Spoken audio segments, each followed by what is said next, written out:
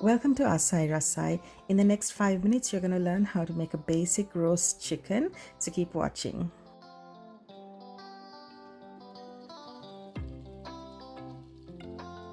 This is a 5-pound chicken which serves about 4 or 5 adults. Try to look for young chicken because that way you have the freshest meat, and choose a size based on how many people you plan to serve. I'm going to first remove the packaging, and before I wash the chicken, I want to just share with you a few more tips. This is a disposable pop-up timer on the thickest part of the chicken. You can buy these timers online and just throw it out once the chicken has been cooked. So a quick check for discoloration, a bad smell or slimy feel. If it's not fresh, you need to throw it out and get a new chicken. And these are the giblets. They come in the cavity. You just remove it and discard it. Now rinse the whole chicken including the cavity in running tap water, and then wash the board once again so you have a clean board and a clean chicken. Then pat dry the chicken with some clean paper towels. You might need a few because we just need to get off all that water from the chicken, and that removes the excess steam during roasting and also makes the spice rub just adhere to the chicken. So we can start preheating the oven now, 450 degrees Fahrenheit. Just remember to pat the folds, the cavity as well, and wipe the board as you go along, so you have a nice dry chicken. And the ingredients for the rub are pretty basic. You can adjust this to your liking, and this is just a minimally spiced chicken, so you can increase or decrease as you like. I'm using minced onion. You could also use celery powder if you want extra flavor. And here's some paprika, garlic powder, dried parsley, dried minced onion, salt and pepper. If you don't have any of the other ingredients, just salt and pepper would do it. So mix it up using your fingers and then start rubbing it into the chicken. Underneath the skin also, just go in there, and you'll need to just kind of break through the skin like that to really get under there. And it's easy to mix a bulk quantity of these spices and keep it. So whenever you are making roast chicken, just grab the bottle of spices. That's if you're more organized, but really it's just a bunch of dry ingredients. It doesn't take long to put together, so either way it works.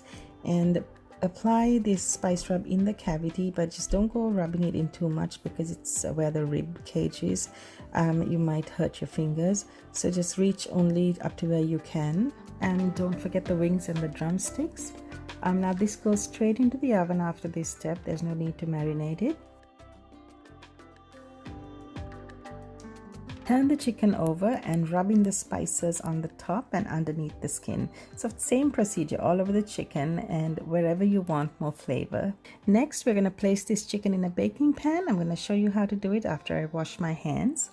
When roasting chicken, it's always better to place the chicken on some kind of a rack or an elevation. So if you don't have a rack, you can use some canning jar lids like this or improvise in some other way to elevate the chicken. And that helps to circulate the heat right around the chicken and minimize the liquid when roasting. So I've placed the chicken on a small wire rack that came with my Instant Pot, and that came in really handy.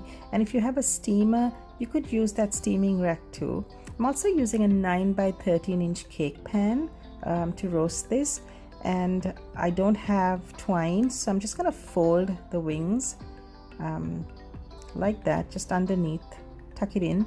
And the legs don't need to be tied together, but it can make for a juicy roast if it's tied.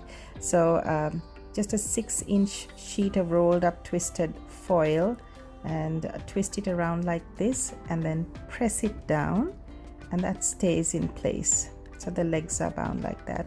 Now this is optional. You can place some lime wedges like this. I'm using 4 lime wedges, or you could just stick a lemon in there. And if the chicken is baked for too long, it's gonna taste bitter from the lemon lime, but otherwise if you take it out in time, it's gonna give it that beautiful citrus flavor.